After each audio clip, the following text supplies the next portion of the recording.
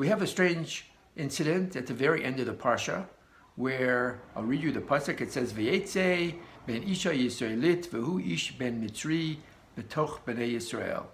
So this person left and then cursed God.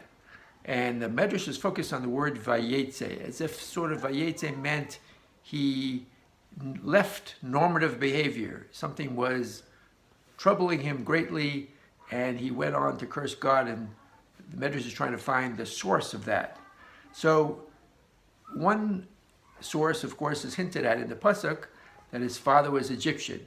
This goes back to a story that we remember of perhaps how Moshe Rabbeinu showed his greatness long before he was chosen. If you remember, he saw an Egyptian savagely beating a Jew, and he killed that Egyptian. And the backstory that the Midrash provides is that the Egyptian was the taskmaster of the person that he was beating. And what he did was he woke up this Israelite very early in the morning and got him out of his house, and then he went in and victimized the man's wife. After that, it sort of became clear to the Israelite exactly what this taskmaster did. And this evidently drove the taskmaster to beat him even more, because he was sort of caught red-handed. And at that very moment that he was savagely beating him, Moshe came along and saved the Israelite, killing the Egyptian. And so now this child was the outcome of that rape. In other words, the Egyptian taskmaster was the father, and this woman who was victimized was the mother. So this is already some trauma that this person is holding on to, and it sort of caused difficulties for him later, because he could not, even though what's determined who is Jewish is obviously through the mother, but what is determined what tribe you're in comes from the father. And since his father wasn't Jewish, he could not go into his mother's tribe. He tried to join that tribe, but he was rejected. He went to the court of Moshe. Perhaps he thought that since Moshe witnessed the whole story and saved his father, maybe Moshe would take pity on him. But Moshe ruled that this is in fact the case. You have to go by the father, and so he was not allowed to join the tribe. So that is one thing that caused vayetze, that he went out of normative behavior, that he brought himself to curse. The interesting thing is that the other explanation the Midrash gives is the showbread, the lechem apanim.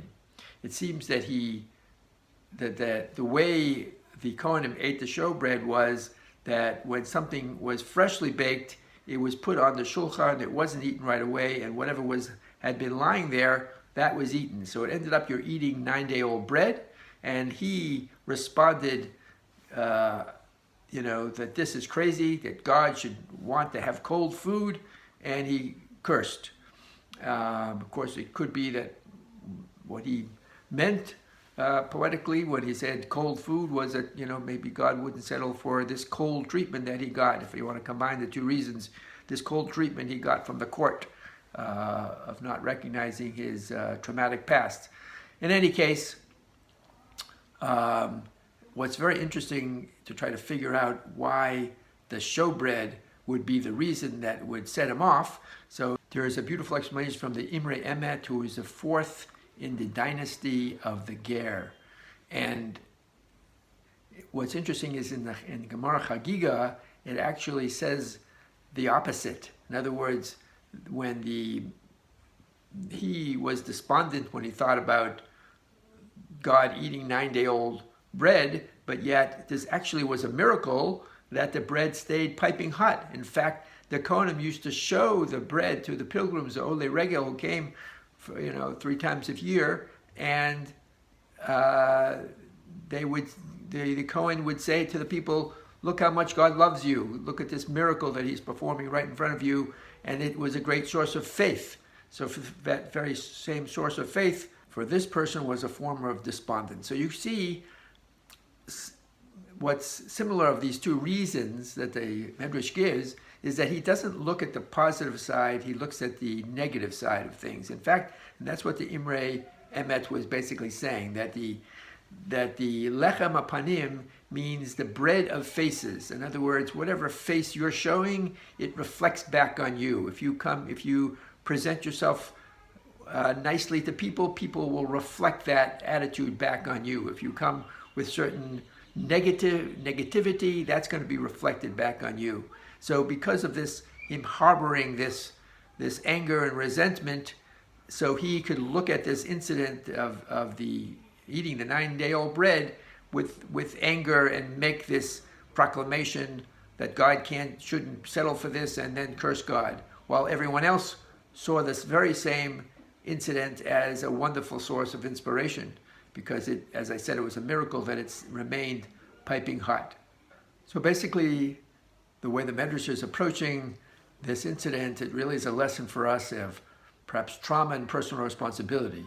That yes, there are things that happen in life that are wrong, and you can't change them, and you could fall in victim of victimhood and stay in that, or you can take responsibility for your actions and try to rise above it and not fall into despair.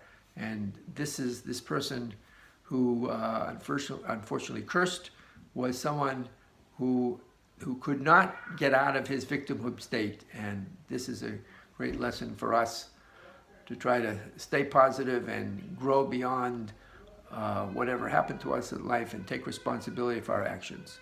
Have a great Shabbat.